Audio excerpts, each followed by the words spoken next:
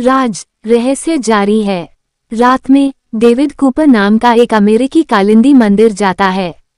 वह मंदिर के पुजारी को एक भयानक अवस्था में देखता है। उसके शरीर पर दरांती से चीरे लगे हैं और उस पर ओम लिखा हुआ है। भयभीत होकर डेविड भाग जाता है। कहानी मॉडल नंदिता की ओर मुड़ती है, जो यश से प्यार करती है, जो भूत प्रेतों से जुड़े अंधविश्वासों पर आधारित रियलिटी शो अंधविश्वास का निर्देशक और होस्ट है। यश और नंदिता साथ रहने लगते हैं और नंदिता गर्भवती हो जाती है। एक शाम नंदिता की मुलाकात पृथ्वी से होती है, जो एक उभरता हुआ कलाकार है। पृथ्वी ने कुछ महीने पहले एक लड़की का स्केच बनाया था, जो असल में नंदिता ही थी। वो उसे एक पेंटिंग दिखाता है जिसमें नंदिता अपनी कलाई कटी हुई लेटी है और उसे खतरे से आगाह करता है। बाथरूम में एक भूतिया हमले के बाद नंदिता गलती से अपनी कलाई काट लेती है और पृथ्वी उसे बचा लेता है।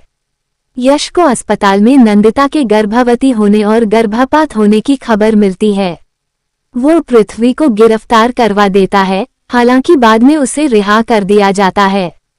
इसी बीच एक केमिकल प्लांट के मालिक डेविड ने अपने खून से हिंदी में "तुम अपवित्र हो, तुम अंदर से सड़े हुए हो" लिखकर आत्महत्या कर ली। पृथ्वी ने नंदिता को उसके फैशन शो में प्रेत बाधित होते और एक आध्यात्मिक गुरु पर हमला करते देखा। वो वही पंक्तियां दोहराती है जो डेविड ने लिखी थीं। यश ने नंदिता से सार्वजनिक रूप से माफी मंगवाई और घोषणा की कि उसे मानसिक स्वास्थ्य समस्याएं हैं। एक और घटना के बाद नंदिता मदद के लिए पृथ्वी के पास जाती है। वो मना कर देता है और उसे एक नई पेंटिंग दिखाता है जिसमें वो खुद को फांसी लगा रही है और उसके पीछे कुछ पंक्तियां लिखी हुई हैं। यश के साथ एक पार्टी में नंदिता पर फिर से भूत का साया आ जाता है और उसे रक्तस्राव होने लगता है। पृथ्वी उसे पार्टी से भागते हुए देखता है और उसका पीछा करते हुए एक झुग्गी बस्ती तक जाता है, जहां वह आत्महत्या करने की कोशिश करती है। यश के आने पर वह बीच बचाव करता है। यश नंदिता की मदद करने के लिए इस शर्त पर राजी हो जाता है कि वो पृथ्वी को छोड़ दे, लेकिन नंदिता पृथ्वी के साथ रहने और सच्चाई जानने के लिए कालिंदी जाने का फैसला करती है। पृथ्वी और नंदिता एक गेस्ट हाउस में रात बिताते हैं। जंगल में नंदिता पर अलौकिक शक्तियों का हमला होता है, लेकिन पृथ्वी उसे बचा लेता है। वे कालिंदी पहुंचते हैं और पुजारी की पत्नी से मिलते हैं, जो उन्हें बताती है कि उसका पति दुष्ट था और निर्दोष लोगों के खिलाफ किए गए अपराधों को देखते हुए उसकी मृत्यु आश्चर्यजनक नहीं थी।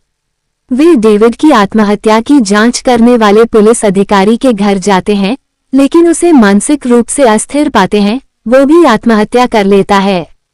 एक रात यात्रा के दौरान उन पर जानवरों का हमला हो जाता है। नंदिता जीप से निकलकर पेड़ों के बीच एक कुआं ढूंढती है।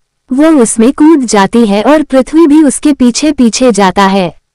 कुएं के अंदर उसे एहसास होता है कि पृथ्वी के पिता वीर प्रताप सिंह ही उसके वश में थे।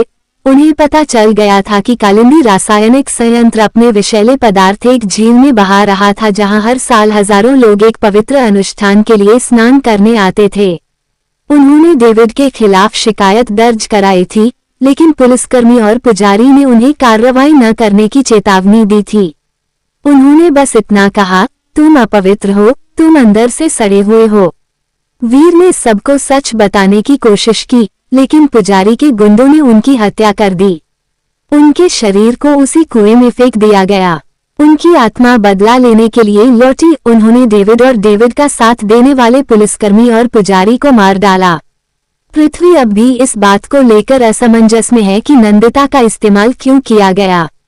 उन्हें पता चलता है कि यश के पास वीर की मौत का सबूत था, लेकिन उसने अपने शो के स्पॉन्सरशिप के बदले उसे डेविड को बेच दिया।